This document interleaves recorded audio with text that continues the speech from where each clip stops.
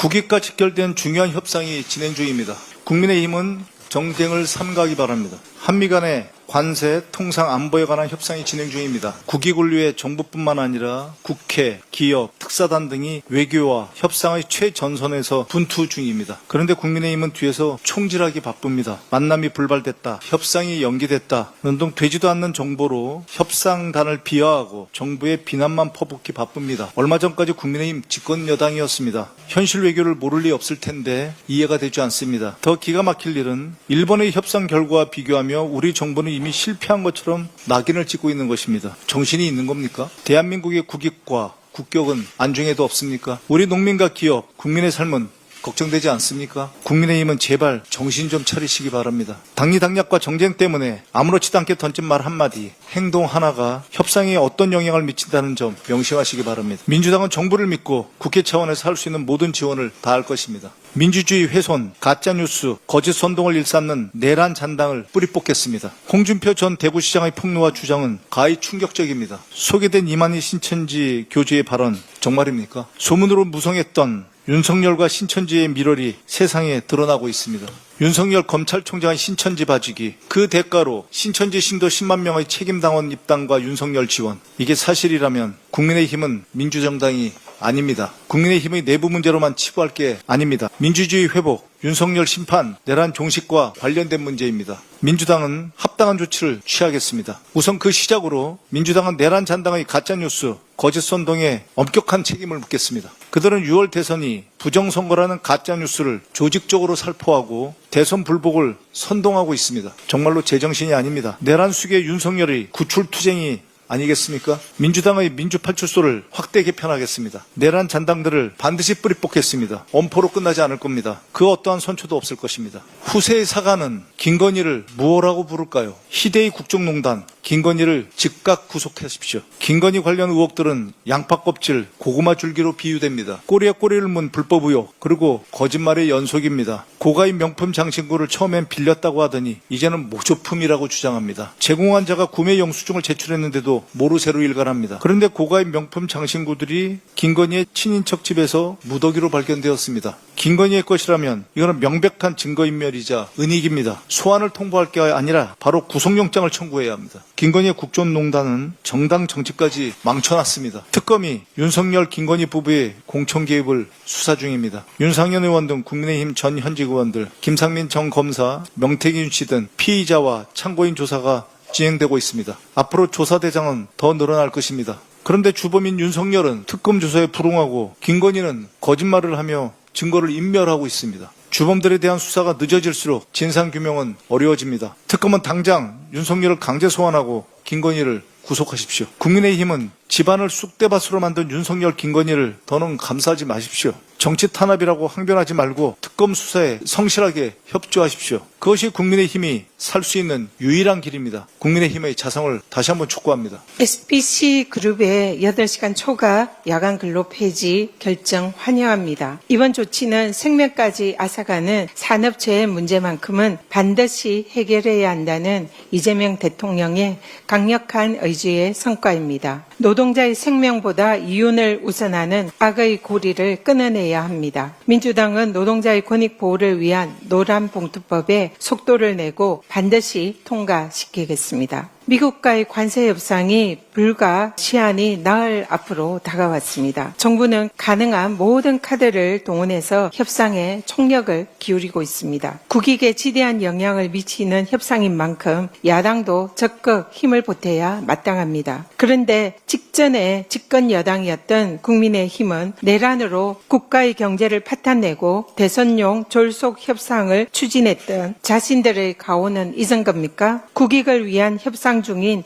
새 정부 발목 잡기에만 골몰하고 있습니다. 이렇게 국익에 반하는 행동을 일삼는 국힘이야말로 반국가 세력이 아닙니까? 국힘은 정부의 국익 외교 발목 잡기를 당장 중단하고 정부의 협상력 제고를 위해서 적극 힘을 모아 주시기를 간곡히 요청드립니다. 홍준표 전 대구시장이 폭로한 신천지 등 특정 종교 집단의 국힘 대선 개입 진상 의혹을 반드시 밝혀야 합니다. 윤석열이 검찰총장 시절에 신천지 압수수색을 막아준 것에 대한 보온으로 신도 10만여 명이 국힘 당원에 가입해서 대선에 개입했다는 의혹이 사실이라면 이는 헌법상의 종교와 정치의 분리 원칙을 정면으로 위배하는 위헌적인 범죄 행위입니다. 국힘은 위헌 정당의 길을 걷고 싶지 않다면 스스로 종교 집단 대선 개입 의혹에 대한 내부 당무감사에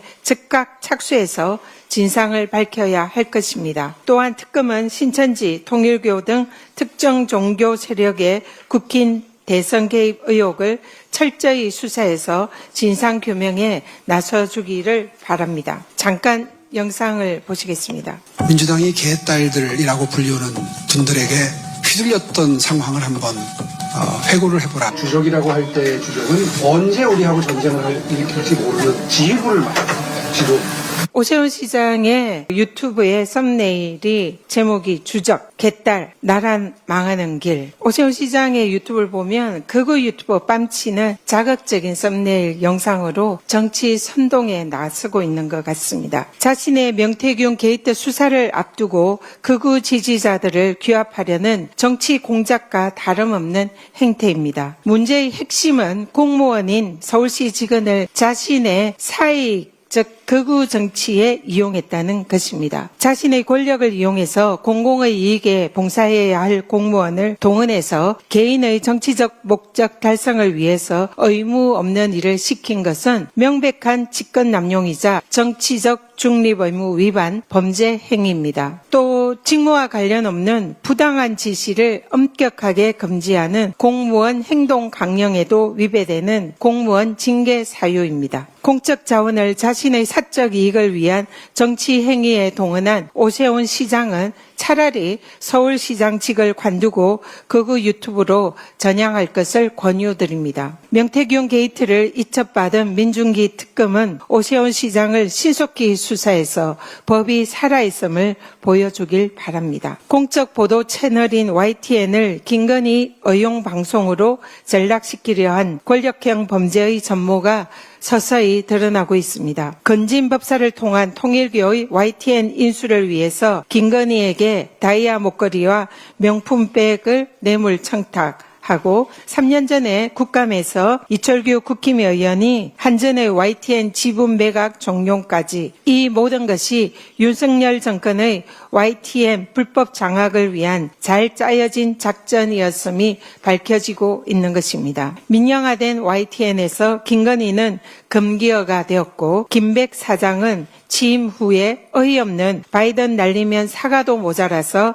전환길의 극우 집회 취재 지시까지 서슴지 않으며 윤석열 정권에 대한 충성 행보를 보여왔습니다. 통일교 건진 법사 김건희 국힘으로 이어진 YTN 불법 장악 사각 카르텔 의혹의 진상을 철저히 밝혀야 합니다. 민중기 특검은 YTN 불법 장악을 위해서 청탁 뇌물을 주고받고 공영방송을 정권 의용방송으로 전락시킨 책임자들을 일벌백계 하길 바랍니다. 네, 지난 금요일 김건희 특검의 압수수색이 있었습니다. 이날 압수수색은 국민의힘 김성교 의원의 자택과 사무실, 윤석열, 김건희 내외가 거주하는 아크로비스타, 김건희의 모친 최은순 씨와 오빠 김진우 씨의 주거지 등 8곳을 대상으로 진행했습니다. 그중 오빠 김진우 씨 장모 집에서 반클리포인 아펠사의 목걸이가 나왔다고 하죠. 이 목걸이의 가액은 무려 6,200만 원에 달합니다. 공직자윤리법상 500만 원이 넘는 보석류는 신고를 하게 돼 있습니다. 이 사진을 하나 좀 보여드릴 텐데요. 2022년 6월 나토 정상회의를 계기로 스페인 마드리드 순방을 갔을 때 김건희가 이 목걸이를 착용하면서 이 고가의 보석류를 신고하지 않은 것이 아니냐 이런 의혹이 불거졌습니다. 이 논란의 목걸이가 이번에 발견된 거죠. 네, 왜 하필 김진우 씨 장모 집에서 이 목걸이가 발견된 걸까요? 그간 이 목걸이에 대한 김건희의 말이 너무나 자주 바뀌어서 좀 애매한데요. 아마 이런 거짓말과 변명을 뒷받침하기 위한 연막작전이 아닌지 좀 의심스럽습니다. 하지만 거짓말에는 좀 맹점이 항상 있죠. 김건희의 과거 주장들을 바탕으로 생각하면 특검팀이 고려해야 할 시나리오는 크게 두 가지인 것 같습니다. 나토 정상회의 순방 당시 착용을 했던 6,200만 원짜리 목걸이, 그리고 1,500만 원 상당의 까르티에 팔찌, 2,600만 원이 넘는 티파니 브로치를 두고 미신고 재산 의혹이 불거지자 김건희는 2022년 8월에 이렇게 해명을 합니다. 장신구 석점 중 2점은 지인에게 빌리고 1점은 소상공인에게 구매를 했다. 즉 지인에게 빌렸다라는 주장, 목걸이는 김진우 씨 장모의 것이다 라고 주장을 하기 위해서 그 집에 가져다 두었을 가능성이 있지 않겠습니까? 그런데 지난 5월 김건희가 서울중앙지검에 제출한 진술서에서는 또 다른 주장을 한 것으로 밝혀졌습니다. 이 진술서에 따르면 지인에게 빌린 장신구가 아니라 해외에서 구입한 모조품이다 라는 취지의 내용이 담겨 있었습니다. 이 진술이 사실이라고 한다면 목걸이가 김진우 씨 장모집에서 나왔다는 것 자체로 증거 인멸 시도를 의심해봐야 됩니다. 즉 진품은 꽁꽁 숨겨두고 모조품을 장모집에 가져다 두어서 특검팀의 수사에 혼선을 빚게 했을 가능성도 고려해 봐야 된다는 것입니다. 김건희와 그 일가에 경고를 합니다만 국민 앞에 더 이상 말장난하지 마시기 바랍니다. 김건희 본인의 삶에 도대체 어디까지가 거짓인가 싶습니다. 이력서에 허위 경력을 기재한 것이 들통나자 돋보이고 싶은 욕심 때문에 그랬다라면서 그것이 죄라면 죄라고 주장을 해 국민적 공분을 사기도 했습니다. 숙명여대 석사학위 논문 표절인 것으로 드러나자 학위가 취소됐고 회원 유지를 멤버 유지로 표기한 논문은 두고두고 인구에 회자되고 있습니다. 윤석열이 구약 성경을 다 외운다라면서 두둔했던 김건희는 신부님이나 목사님이 아닌 천공스승과 건진법사, 미륵보살 명태균, 점집을 운영한 노상원을 곁에 두었고 본인 스스로 도사들과 대화하는 것을 좋아한다라고 말하기도 했습니다. 김건희의 이름과 호칭, 외모, 직업에 등의 세간의 풍문이 파다하지만 굳이 구체적으로 언급은 하지 않겠습니다. 자, 이쯤 되면 상습적으로 거짓말을 하다 스스로 믿어버리게 되는 리플리 증후군도 매우 중증인 것 같습니다. 이 끝없는 거짓말로 국민을 농락한 김건희, 그 민낯을 특검 수사를 통해서 명명백백히 밝혀내야 되겠습니다. 반클리프 앤 아펠 목걸이를 지인에게 빌렸다라고 해명했던 김건희는 물론이고 그 실무를 맡았던 대통령실 관계자 전원을 수사선상에 올려서 엄정하게 수사하기를 촉구합니다. 이 특검 수사를 방해하려 했던 저희나 또 정황이 발견된다면 업무방해 혐의까지 더해서 무겁게 그 죄를 물어야 되겠습니다. 어제 이준석 위원장이 SNS에 장문의 글을 올렸습니다. 그 제목이 휴가 유감입니다. 제가 최고위에서 사의 표명하고 좋아하는 휴가 길게 가라 라고 발언했던 내용을 정성스럽게 캡처를 해서 함께 올려두었던데 뭐 해보자는 거죠. 이준석 위원장은 아직까지 자신이 왜 국민적 질타를 받는지 주제 파악이 안 되는 것 같습니다. 이 SNS 글에 직장 생활을 40년 가까이 했지만 휴가 신청에 반려된 것은 난생 처음이다라면서 자신은 휴가를 신청했을 뿐이지 휴가 간 게 아니다라는 취지로 항변을 했던데 같은 회사에서 휴가 신청을 15년간 해본 입장에서 그런 넋 빠진 소리 처음 들어봅니다. 자괴감이 듭니다. 지금 본인이 직장 생활하고 있습니까? 만일 직장인이 일했다면 징계나 잘렸겠죠. 폭우란 재난 상황이 벌어지는 바로 그 순간에 휴가 계획을 짜고 있었던 방송통신위원장을 본 적도 없습니다. 본인이 재난방송 컨트롤 타워라는 것도 깜빡했겠죠. 저는 방송국에서 근무하면서 수많은 재난 현장을 다녔는데 그 기억을 상기해보면 휴가고 뭐고 생각할 틈이 없습니다. 지금 이준석 위원장에게 직무태만의 책임을 물어도 모자랄 판인데 어디서 유감을 운운하고 있습니까? 자신이 이라크 전쟁을 취재했다라고 한다는 그 대의 명분 때문에 바그다드로 진입했다면서 대의를 위해 목숨을 걸었던 전력 있는 사람들만 나에게 돌을 던지라라고 말했죠. 그렇게 따진다면 태국 쓰나미, 인도네시아 대지진, 중국 스촨 지진 등 이 여진 속에서 목숨 걸고 제 현장을 취재했던 저는 돌을 던져도 되겠죠. 쉬고 싶으면 쉬어야죠. 그래서 지난 25일 오후 3시